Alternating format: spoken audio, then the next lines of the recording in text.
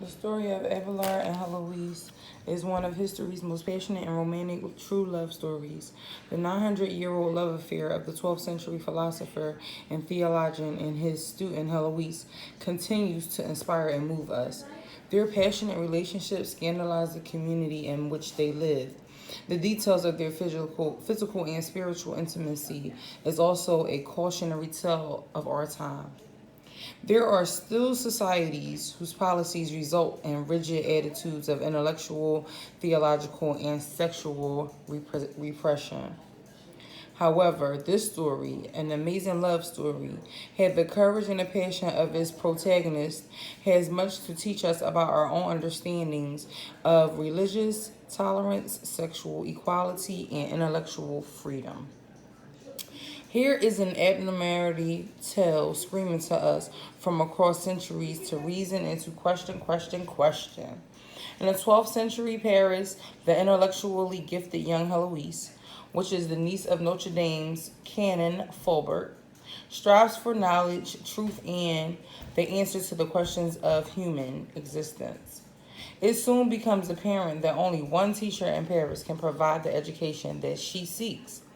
And throughout the years, though he's 20 years her senior, Abelard quickly becomes intrigued by Heloise's uncommon wit and her intelligence. He also falls in love with Heloise on a whole different level than anybody ever expected. And throughout their story, they get intertwined with each other and become sexual.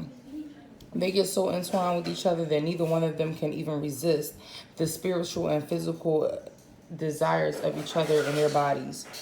Yet they both know that the laws of that time would forbid such a relationship. So they try to hide their love for each other and their relationship for the sake of saving not only her from her uncle and the things that he could have potentially done at that time, but also trying to really focus on saving Abelard because of his career as a theologist, and the craving and the desires for each other had to be outweighed because they didn't want to have these problems interfering in their lives. So they had to figure out a way where though they could still try to love each other, but which would be conducive to their lives. And there really wasn't any at that time, anything that they could do. They could run off, which they did, and because Fulbert, which was Heloise's uncle, ended up castrating Abelard, he ended up becoming a monk and, convinced her to become a nun.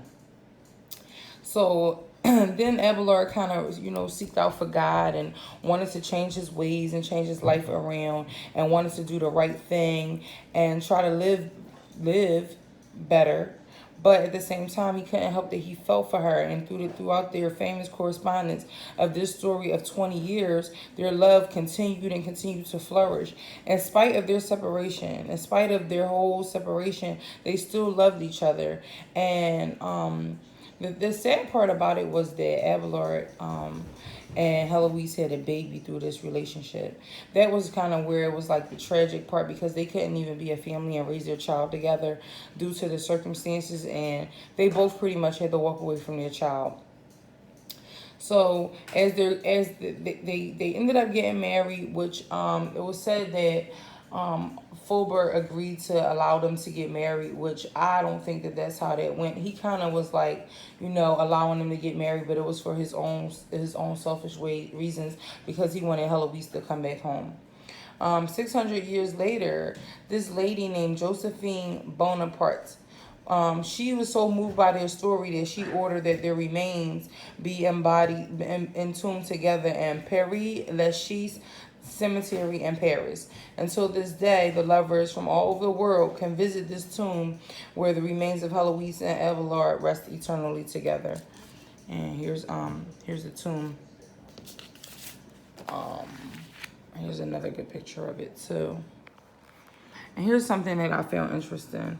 That Abelard wrote in one of his many letters. He said, "If I'm ever remembered, it will be for this, that I was loved by Heloise." Here's some pictures of them that I just cut out and put on a board just to illustrate the different scenes and their pictures. They wrote beautiful love stories to each other. That's what their whole story was about. The author wanted to point out that not only did they have an amazing love story, but that they turned their love into letters. They were able to talk to each other through letters. Heloise would go back and forth with him. It was kind of funny because it would be reading excerpts from the book where she would be like, you know, she just was like, I remember one part, it was something like, oh, I'll just be your mistress or your whore. Because she wanted to marry him and she wanted to be with him, but she didn't want him to lose everything, even though essentially over time that's what pretty much ended up happening. And I think that Abelard lived his last days very miserable, that he couldn't be with her. He wasn't able to really find anybody else to make him feel the way that Heloise made him feel. This was an amazing story. It was an amazing love story. It really reflected on things that that we take for granted these days. Men and women these days are way different than in those times. For one, pointing out their whole relationship. Just the whole idea of them having a relationship and with their difference in age nowadays is looked at as being that it's acceptable to some degree, and but it's also not acceptable in society. Families might accept it more, but in society it's still not accepted. And 20 years difference, especially if a child is under 18 now, is considered rape. So these relationships aren't by all accepted in today's society.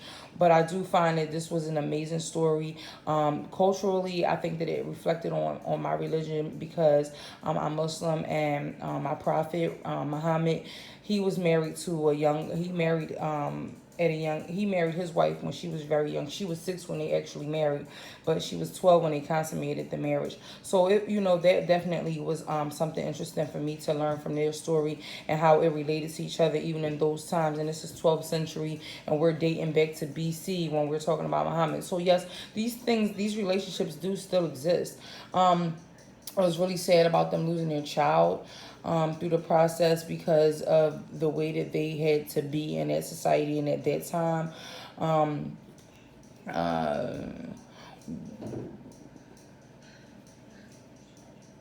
I would definitely recommend this text to others.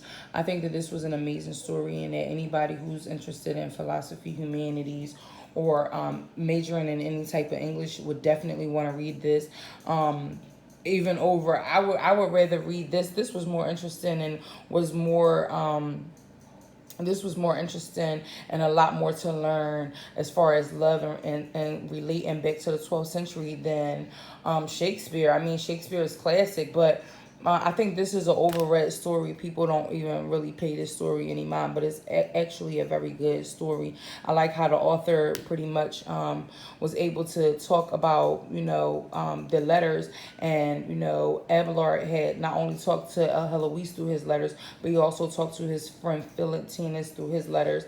And he expressed to him the ways that he felt and how he felt about Heloise. And there was no secret. Abelard never denied that he loved her and that he cared about her. He was also always, expressing his love for her.